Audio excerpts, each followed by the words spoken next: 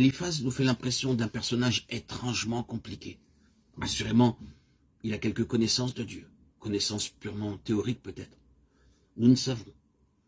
Après les premiers mots de sa réponse aux plaintes de Job, il lui a montré une certaine charité, suggérant seulement que l'homme moissonne ce qu'il a semé, et conseillant à Job de s'en remettre à Dieu, que son ami s'estime heureux d'être l'objet de la correction divine et se garde de la mépriser.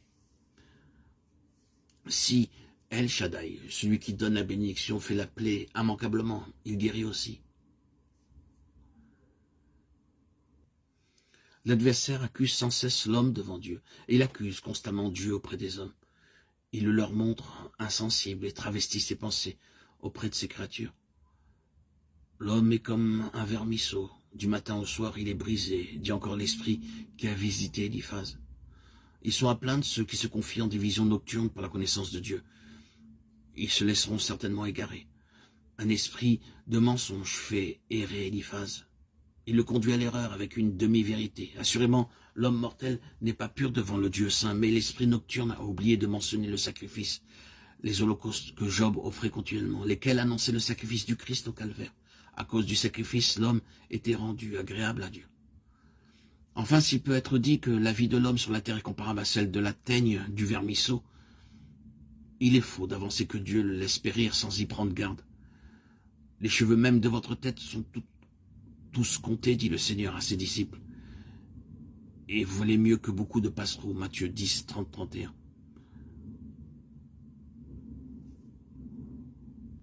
Puis, voici Eliphaz qui se lance dans une description merveilleuse de ce qui se passerait si Job recherchait Dieu de tout son cœur et ne méprisait pas la correction. Alors le Tout-Puissant serait comme désarmé et ses mains comme liées. El Shaddai le délivrerait de toutes ses détresses et aucun mal n'approcherait de lui. Oh, en temps de famine, il serait gardé de l'épée.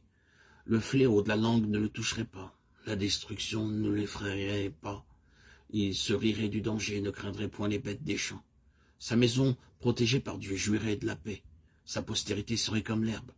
Et il descendrait dans la tombe comme tombent les épis mûrs en leur saison.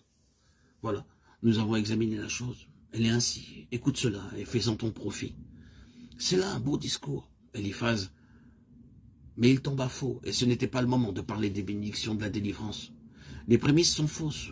Tous les biens énumérés seraient pour Job s'il retournait vers Dieu, dis-tu. Or Job ne s'est jamais détourné de lui. Eliphaz n'a rien compris à l'épreuve qui a frappé le patriarche. Job a écouté, mais les paroles d'Eliphaz ne l'ont pas convaincu. Et d'ailleurs, elles n'ont pas pénétré en lui à cause de l'angoisse de son âme. Oh, s'il était possible de peser ma douleur, dit-il, et si toutes mes calamités étaient dans la balance, elles seraient plus pesantes que le sable de la mer. Les flèches du Tout-Puissant sont sur moi, mon âme en boit le venin. Les terreurs de Dieu se rangent en bataille contre moi. Les bêtes des champs crient leur détresse quand elles ne trouvent point leur nourriture. Ainsi j'ai besoin de crier ma douleur. C'est un soulagement dont mon âme a besoin. Ce que mon âme refusait de toucher est comme devenu ma dégoûtante nourriture. Eliphaz, tu dis que l'homme n'est qu'un vermisseau. Oh, si Dieu voulait accorder ma demande et m'écraser, qu'il laisse aller sa main pour m'achever. Et j'aurai une consolation, et j'aurai des transports de joie au milieu des tourments qu'il ne m'épargne pas. C'est que je n'ai jamais renié les paroles du Saint. 6, 8, 9, 10. Les forces me manquent pour atteindre la délivrance. Qu'attendrai-je encore qui m'incite à la patience?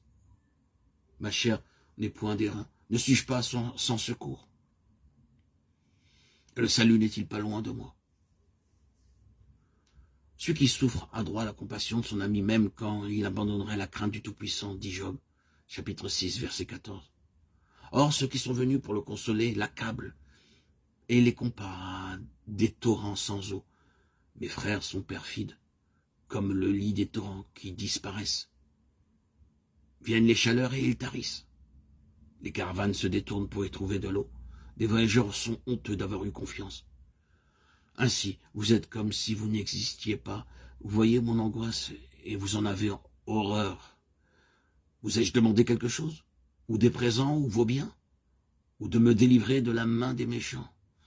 Instruisez-moi et je me tairai. Faites-moi comprendre en quoi j'ai péché. Les paroles droites ont de la force. Les arguments d'Eliphaz en manquent totalement. que les paroles vraies sont persuasives, dit Job. Mais que prouvent vos remontrances? Vous seriez capable d'écraser des orphelins, vous qui montrez tant de dureté de cœur avec votre ami. Regardez-moi, je vous prie. Vous mentirai-je en face? Y a-t-il de l'iniquité sur ma langue? Je pour partage des nuits de souffrance. Je suis rassasié d'agitation jusqu'au point du jour. Ma peau se crevasse et se dissout. Mes jours s'évanouissent. Plus d'espérance. C'est pourquoi je parlerai dans l'angoisse de mon âme. Puis, se détournant de ses amis, Job s'adresse à Dieu. Suis-je une mer ou un monstre marin que tu établisses des gardes autour de moi? Laisse-moi, car ma vie n'est qu'un souffle.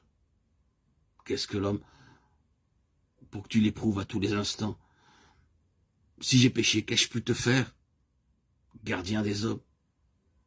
Que ne pardonnes-tu mon péché? Car je vais me coucher dans la poussière. Tu me chercheras et je ne serai plus.